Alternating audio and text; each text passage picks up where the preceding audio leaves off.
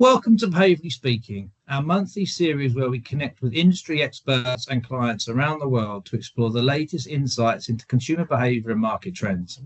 Each episode brings you closer to understanding how brands can make smarter decisions globally, from innovative pack design to cutting-edge tech adoption. My name is William Reeve, and I'm a Vice President at Behaviourally based in London. This month, we'll be discussing CPG trends and innovation, and my guest is Andrea Gonçalves da Silva from Philips. So let's begin. Hi, Andrea. Thank you for joining me today. I would like to start with a quick introduction. So please, can you just tell me a little bit about your role and responsibility at Philips? Yeah. Hi, William. Thanks for having me. My role at Philips is consumer segmentation and trends insights manager at personal health, so the consumer side of Philips. I think of me really as being the voice of the consumer, and really bring that human voice into the office, if you will, so that really internally we understand what drives people, the motivation, the needs, what they expect really from our products, and we can translate those into opportunities for growth, obviously for Philips, and better ways also to serve people. The other side of my job, the part of the role as well, is trends. So I also look therefore not the consumer today, but try to predict what is going to be their needs, how the world is going to be in the future, so we can better anticipate on those and be prepared through our innovation and go-to-market strategies. Yeah, I guess that's it. Thank you. And a second question then, can you tell me how and why you got into insights in the first place? Yeah. So I actually studied economics. That's my background. And I started working in a financial department in a hotel chain, very different from what I do today. Um, but I soon really realized when I got the opportunity to do a little market analysis on a new region of the world for that hotel chain that I really like that to kind of solve a puzzle. And then life brought me to the Netherlands. So I'm Portuguese. Brought me to the Netherlands, and I started at Philips. So many years ago, actually 25 years ago, and I started there in market research, but a lot into more the data analysis part of it, forecasting models, and all of that. And slowly and steadily, I moved more into quantitative research and then qual research. Um, and really, what I really like, I think I have it naturally. Maybe I was a bit going against my own nature to go all into analytics. But what I really like is like talk to people, understand them, and kind of be inspired by what they say, and then bring that voice internally. But also, what is nice is kind of because I have the analytics bit, then yeah, typically you don't have it a lot in research. It's like or one or the other one, and I actually love to have them both because then I think the puzzle gets stronger. Then it really glued together really nicely. So yeah, and I keep on being here in a way. I worked in many businesses in Philips, all consumer businesses, and yeah, as long as I'm new to innovation and learning, then I really like it, enjoy it. Thank you. Very interesting. Um, as we are focusing on the topic of trends and innovation in this particular interview, it would be good as a start point just to get your point of view on how consumer preferences are evolving within the sector that you operate in. Mm-hmm. Yeah, so I think one of the things that I tend to say very often is that, yeah, consumer preferences, if you will, they are changing enormously fast, yet I don't think it will ever be as slow as it is today. And this is something that I've been saying, I think, for the last 5 years, because things do change, keep on changing and keep on changing at a faster pace. Yeah, so looking at trends, I think what we notice is in an overwhelming world that we live today, I think people really crave more than ever to simplicity, to convenience. They also demand things right here, right now, exactly as I want them. So I think, propelled by really the overwhelming world of choices that there is also out there. On the other side, also what we see, and of course I look a lot into that because I work in Philips personal health, is that we see an increase of, I guess, propelled also by COVID, what happened at the time, Yeah. that it brought this huge awareness on health and wellness, like the well-being is very important, and also what is new, if you will, of relatively new, is that mental side of things. So it's not just the physical health part, but also the mental health, like that balance in people's lives. And also interestingly, we see a lot more and more as well in the retailers themselves increasing the space for this space of health and wellness, if even if it was stuff that or areas that they didn't focus in the past. I think what people want also every time more, as I mentioned a little bit, is like things that suit me. So personalized is normally we say the trend of personalization.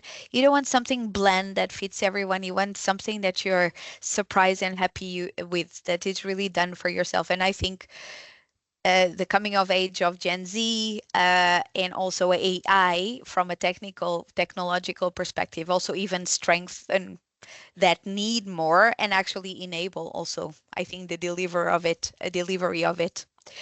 Um, uh, and I mean, I couldn't not say sustainability. So of course that shift prevails, and I think the last year, the last months, we have seen a lot of climate disasters. So it's something that sometimes I do think that people want to forget, but they will never, because it's just more and more in everyone's life. So that is obviously also a trend that we keep on looking at, although it's also a trend where there is a big say-do gap. Everyone says the planet is important, not a lot of people do something about it. Yeah. So if I can wrap it in some trends, I think those are the ones I would pick. Thank you. And you touched on this a little bit, I think, in that answer. But do you think there are any innovative trends that you are seeing in your sector, and could be consumer goods overall, that brands need to be particularly aware of and focus on? Yeah. So one that I think is like it adds a bit to what I mentioned before, in that we see a lot in our sector, is the rise of these dupes. I never say know how to say this word, but basically challenger brands that come that rise really out of nowhere, really, really we didn't see that coming, and then suddenly they offer what really normally you would only expect a premium brand, established brand to offer, but at an extremely challenging price. So I think that is a trend that is a challenge. It's in this case not maybe an opportunity for well-established brands, but actually something that we have to deal with. And we see that a lot, for instance, in two of our categories, like hair care, basically with a lot of those devices, and also the electric toothbrushes, where there's a lot of innovation from brands you never heard before, and they just take a part of the market kind of out of nowhere, and were known or in existence before that. I think another one that I want to point out related to sustainability that I particularly find very interesting is like waterless innovations, um, because I think it is a way to maybe deal with, let's say, that big sustainability topic, and that I see as one area that I think we can also, as electric personal care appliances, we could potentially take as a area for innovation or opportunity space. So yeah, and then last but not least is definitely like AI. We are seeing a lot of AI integration or AI functionality being integrated in devices, in the fields we play in, and that is obviously awesome. But it's also like, I think it's also now it's just like sometimes introduced for the sake of it because it's possible. It's very interesting to see what needs does it actually cover, and how can it actually improve people's lives. So I think those are interesting ones to keep an eye on. Yeah. Thank you. Just want to go back to one of those actually. The talking about the challenger brands disrupting the category. How, as a business, do you you know work to overcome that as a challenge? Yeah. Well, it's a very good question. I think it's something that um, we incorporate. Like, for instance, it actually makes us think of what, like, try to understand what is it um, that we really want to establish as premium, and to try to understand what is really premium, because actually typically they are introducing premium but at a price that you never think of before. So I think it demands to us to really kind of disentangle the propositions we put together, and maybe the work, the whole chain that we have of work to get there, to try to make it faster and also maybe simpler and therefore cheaper. So it's really, really, I think, to understand why are we more expensive, and is that worth it for a consumer? When does it see it? And therefore also understand that what is premium, what really, really is premium and worth paying more for. Thank you. And also, you mentioned before waterless products as a trend. Be good to just have a little bit more information on that because it's not something I'm particularly familiar with. Yeah. No, so what we see a lot is, for instance, it's all in areas typically which come like near us, right? For instance, with brushing the teeth, it's actually a lot of instead of needing toothpaste and therefore water, it's actually brushing your teeth without needing water, for instance, or it's not brushing. In Yeah. fact, it's cleaning your teeth without water or in something else. So obviously that has an impact, like direct impact. If that is adopted highly, has an enormous impact in our category, in our toothbrush category. The other one I think is also a lot, what I see a lot, and I think that's an opportunity for us, is that, yeah, we have electrical devices that shave, for instance. So all of that actually, it is interesting on how we already have products that actually allow for waterless behaviors. So I think it's maybe there more from a commercial innovation point of view. How can we tap already in some of the strengths that we already have? Yeah. Okay. Thank you. Well, now to think, about Philips specifically, and the insight teams at Philips, and how you use innovation as part of the insight function to generate insights and learnings. What part does innovation play, in your sort of day-to-day role? You mean like in terms of innovative approaches that we choose? Absolutely, Yeah. yes. In terms of the different way that you maybe speak to consumers, or the different tools that you and your research partners may use. Yeah, yeah. No, so I think also in partnership with you, right? I think it's especially like more for shopper, if you will. There is of course a lot about simulation and virtual environments in order to be able to arrive to the to insights or understand what's happening. I think what we are trying a lot and understand is like there's a lot of AI obviously also in the insights function and being applied in methodologies, and we are experimenting a lot with that. We don't think that it will replace other kind of researches, but we are trying by experimenting to really understand what is it that we can use it for, and what is it that we should recommend against, let's say, or what kind of the steps of the way can it help us with. So I think a lot of that. And I mean, I would say in terms of shopper research in specific, I think for e-commerce, also a lot of, I don't think that's not necessarily innovative, but a lot of more like A/B testing for e-commerce, which is also enabled obviously by the big platforms themselves. So yeah, I think that plus I think the good old really just talking to people. Whatever way, even if it's not presentially, but at least have conversations with people as much as we can. Going back to AI, because of course that's a very buzzword topic in the insight industry at the moment. What from your point of view have you found is the biggest advantage of using AI Mm-hmm. as part of your insight function? Yeah.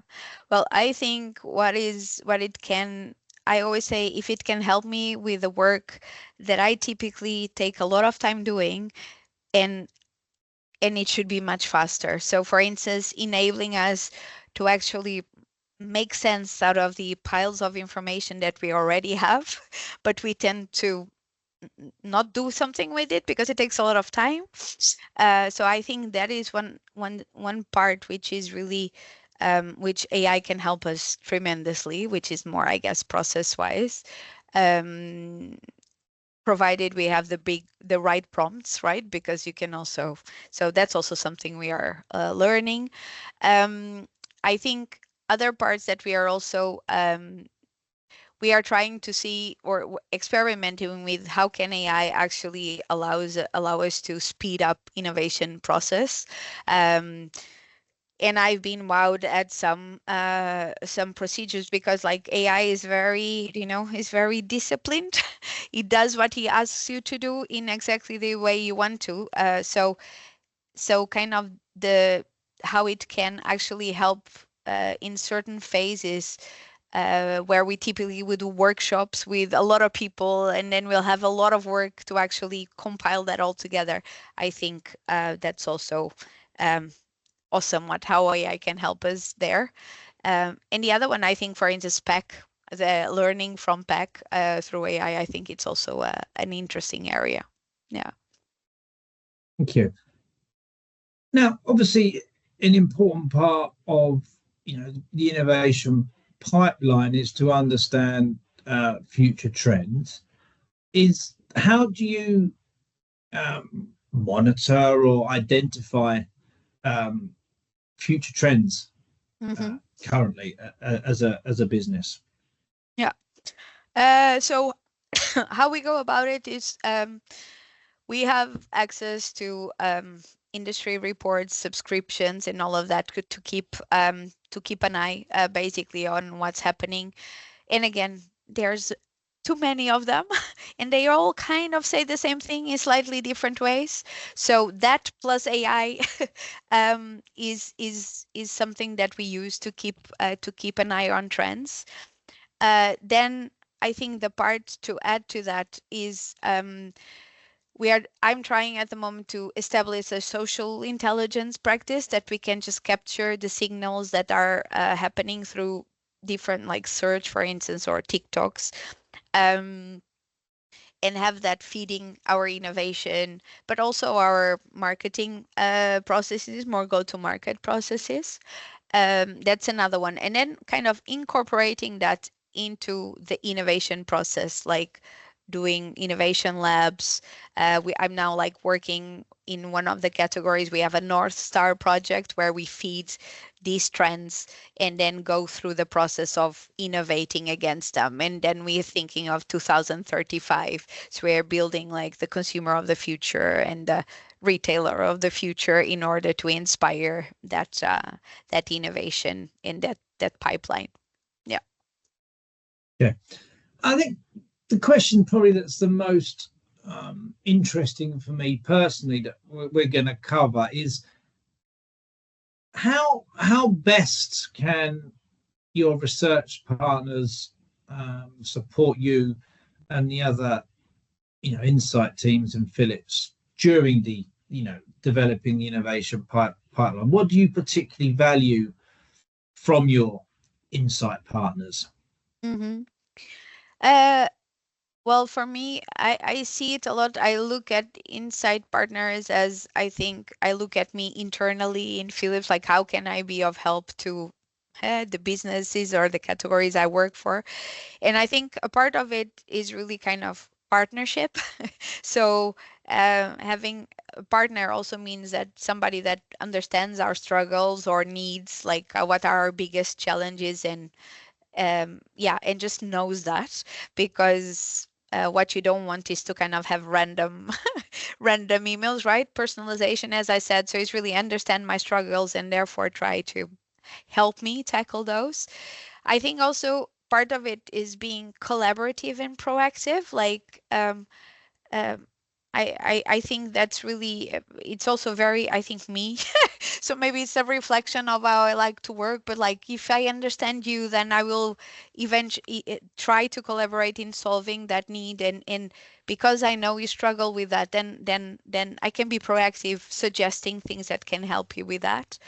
And the other one is also like, um, I think everything is changing so much. So, I'm thinking of AI specific now. So um, suggest partnerships in like learning together. A lot of times I think let's like kind of learn fast. It's not because I think speed is the most important, but like let's pilot something and see where that leads us and make us therefore more prepared for what's to come, because I think the inside industry is changing a lot as well. Yeah. So that, yeah, and be innovative just because I think we need to. I No, think it's good for absolutely. us. Yeah. Yeah. I think one more final question, just because I want to touch on something you said earlier about sustainability. Mm-hmm. As you know, we are, our focus is on pack design, and clients are often wanting to uh, introduce more sustainable packaging. But how do you balance the messaging or the sustainability message on pack with other priorities? How the pack looks, the design, and the content. Yeah. It's a very good question. And it's not one that I think it's indeed a balance, right? I think you mentioned that word as well. And I always have to think of actually a challenge when I was still in the category I worked for within male grooming, where we said, "Oh, it's all pack." That our packaging is all plastic. How can it's too much, right? We cannot do that as Philips. We don't want to do that as Philips. But then we got like these alarm bells, like, oh, but it's very important to see the product because the product sells itself. So how can we not do that with see-through plastic? Do you know? And I think this was a couple of years ago, but this I think summarizes exactly your question. And then we are like, of course, I think it's very important still to ensure that the proposition is sold, let's say. And I think sustainability is there, but I don't think it can compromise the aesthetics, if you will, or also ultimately the proposition or even the information of what the proposition is actually offering. But also at the time, we also figure it out, for instance, a really great picture of the product. And today, actually, that the packaging is all paper. So we did it, but there was a lot of fear about it. But actually, then I think it's like that challenge. It's a challenge, and then you have to try to overcome it, and still with sustainability in the back of your mind. But like definitely the product, you need to see it too. But maybe there's another way than to use plastic. Um, yeah, I think that's it. And another, I mean, it's not so much plastic, but I think it's one of the best cases that we have of weaving in sustainability in the storytelling is Yeah. like the campaign that we had a campaign on the IPL. It's basically a refurbished product, and then the campaign was all better than you, and then you just you and it is like it's because it's also cheaper than you, and because it's better because it's sustainable. And I think that's also a brilliant case of how it doesn't say sustainable, but it does say sustainable. But it also shows you that you're actually making a better, value choice for yourself. So I think that's also a nice example of creatively bringing sustainability into the proposition story. Yeah. Thank you.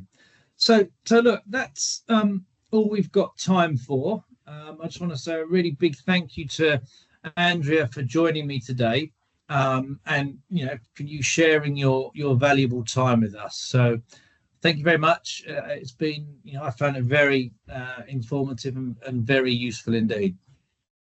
My pleasure. Thanks for having me. So, goodbye, everyone, and stay tuned for next month's Behaviourally Speaking session.